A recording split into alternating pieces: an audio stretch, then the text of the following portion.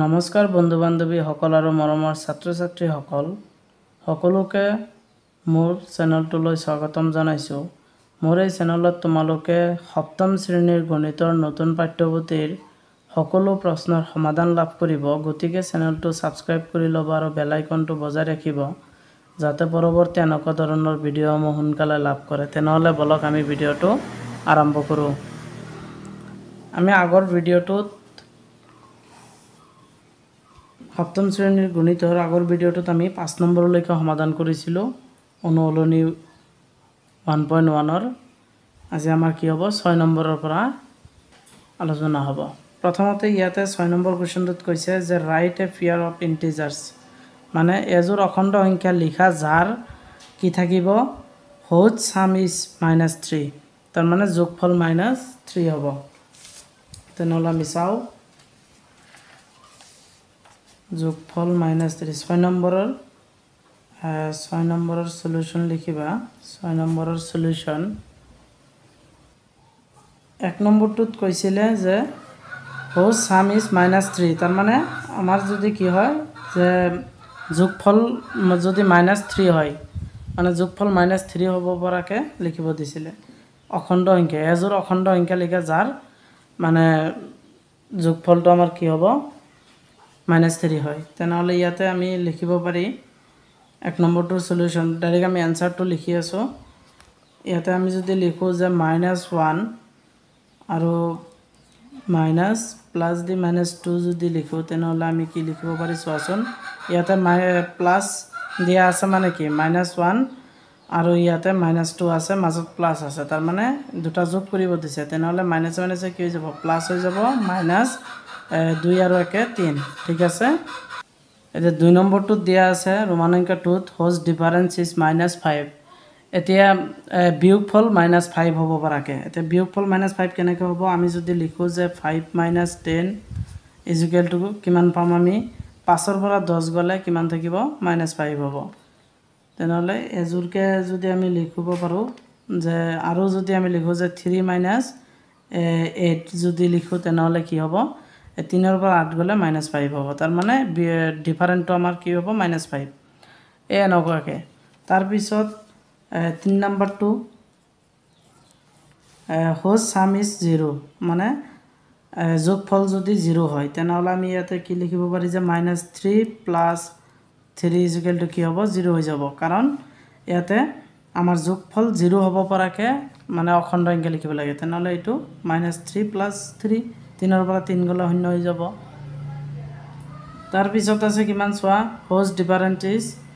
2, এইটো 4 নম্বৰটো লিখিবা। 4 নম্বৰটোত আমি লিখিব পাৰি যে 3 - 1 ইজুকেল টু কিমান হ'ব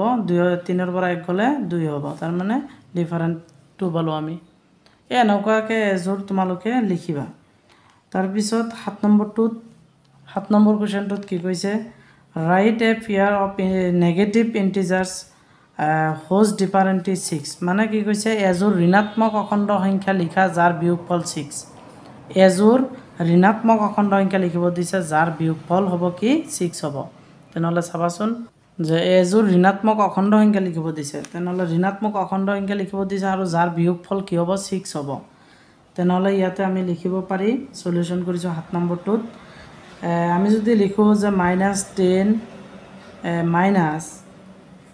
-16 ইজুকেল টু কিমান হ'ব, এইটো যদি আমি কৰোঁ কি হ'ব, ইয়াতে কি আছে -10 আছে, -10 ইয়াতে মাইনাছে মাইনাছে কি হৈ যাব প্লাছ হৈ যাব, 16 আছে 16 ইজুকেল টু কি হ'ব আমি ইয়াৰ মানটো ওলাব লাগে হয়নে নাই। তেনেহ'লে ইয়াতে কি থাকিল -10 + 16, তেনেহ'লে 16ৰ পৰা 10 গ'লে কিমান থাকিব 6 থাকিব, মানে আমাৰ কি হ'ল ডিফাৰেণ্টটো কিমান হ'ল 6 হৈছে, ঠিক আছে। এনেকুৱাকৈ এযোৰ লিখিব দিছেতো, তেনেহ'লে আমি আৰু এটা লিখিম, এইটো 1 নম্বৰ বুলি দিম।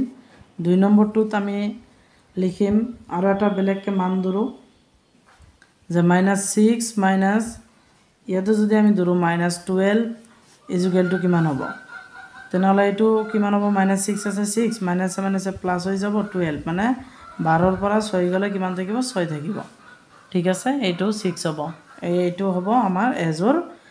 ঋণাত্মক অখণ্ড সংখ্যা লিখিব দিছিলে যাৰ বিয়োগফল কিমান হ'ব 6 হ'ব এইটো 6 এইটো 6 এনেকুৱাকৈ 8 নম্বৰটো কৈছে find the integers a and b such date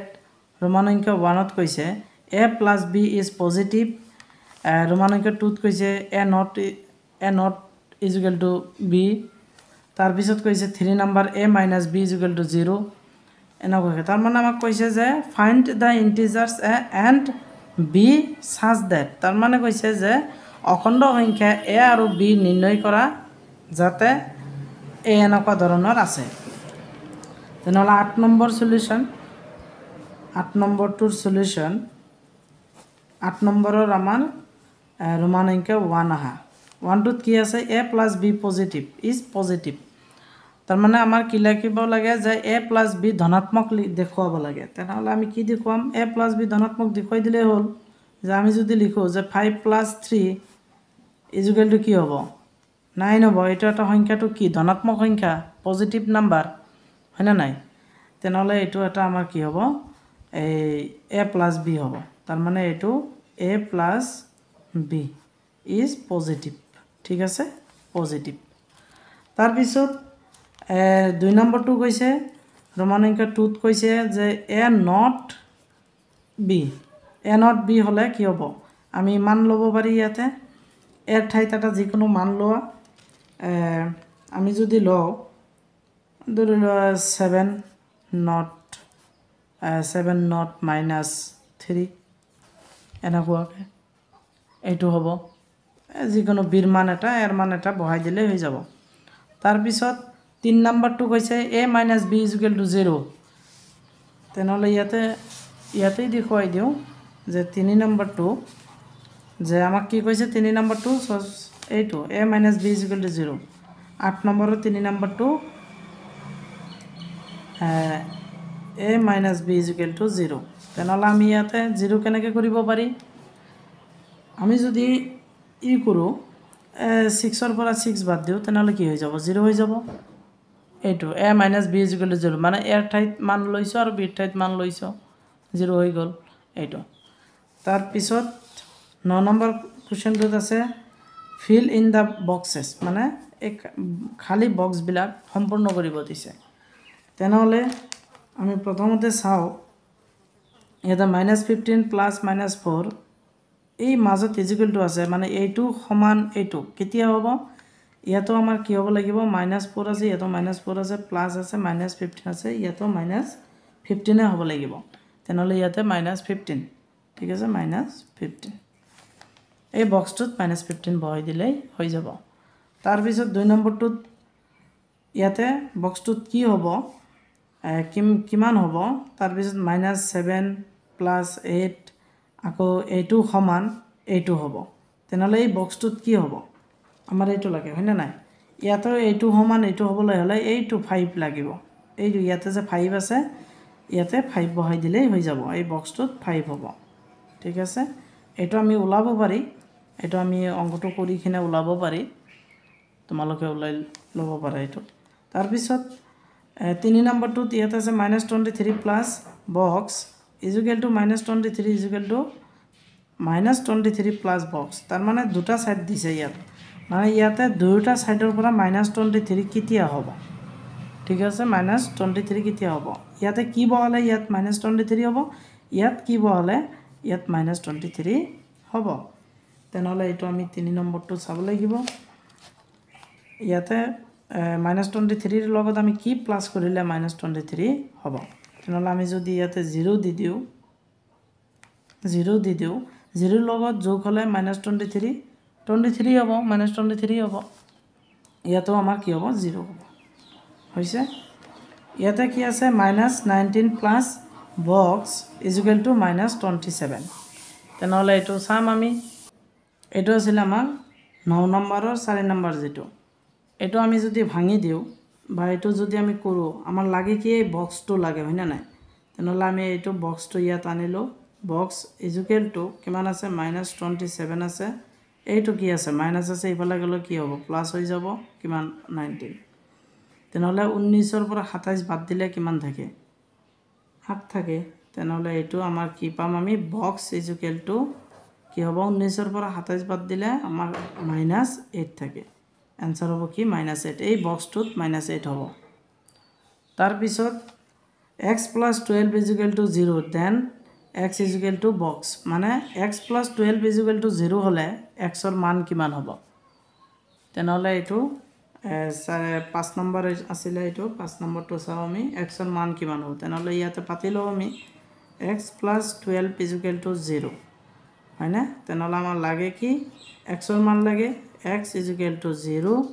এইটো প্লাছ আছে মাইনাছ কিমান আছে 12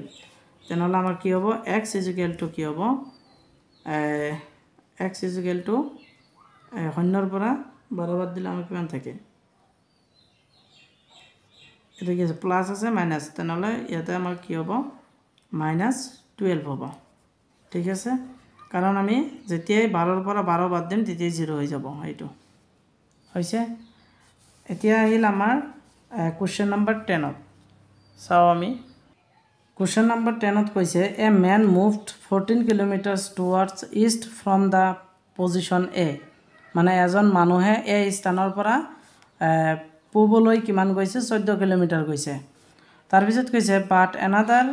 man moved 6 kilometres towards west from the position A আকৌ আনজন মানুহ কি কৰিছে এই স্থানৰ পৰা 6 কিলোমিটাৰ পশ্চিমে গৈছে যে what is the distance between them তেনেহ'লে সেইজন মানুহৰ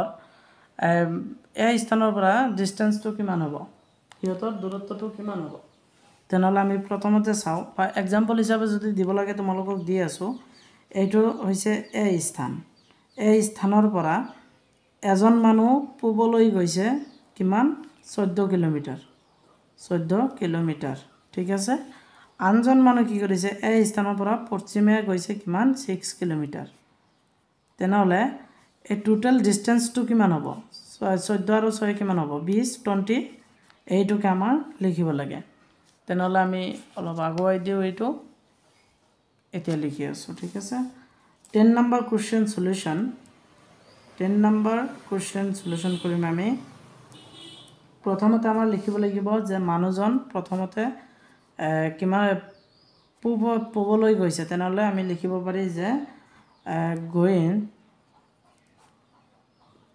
ইষ্ট ফ্ৰম প্লেস কি লিখিব পাৰি প্লেস এ ঠিক আছে এই স্থানৰ পৰা পূবে গ'ল কিমান 14 কিলোমিটাৰ তাৰপিছত কি কৈছে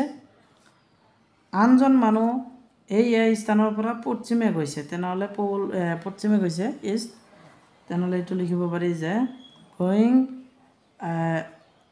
এতিয়া আমি লিখিব পাৰি east from place A is equal two 6 kilometre ইয়াতে তলত দুটা দাঁড়ি দিছোঁ মানে ওপৰৰ পৰা এইটো লাইনকে ফিল আপ কৰিবা তাৰপিছত ইয়াত কৈছে যে what is the distance between them তেনেহ'লে আমাৰ কি লাগে যে তেতিয়া তেওঁলোকৰ দূৰত্বৰ অন্তৰ কিমান হ'ব therefore যে the distance between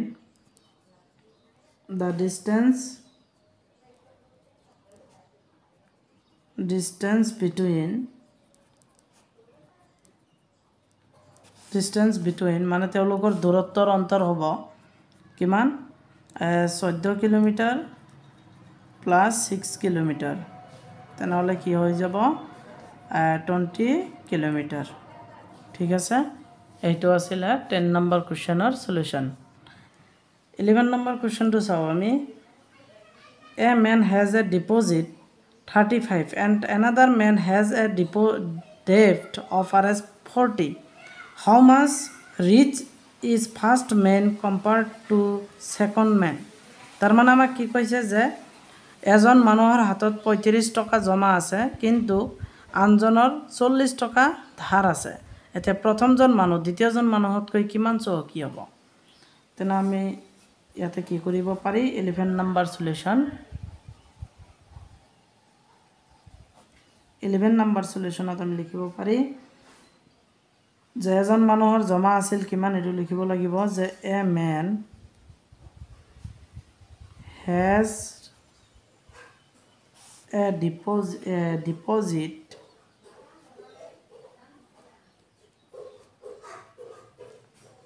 is equal to কিমান বুলি কৈছে 35 rupees ঠিক আছে তাৰ পিছত কৈছে যে আনজন মানুহৰ ধাৰ আছে 40 টকা তেনেহলে এটো লিখিব লাগিব যে again যে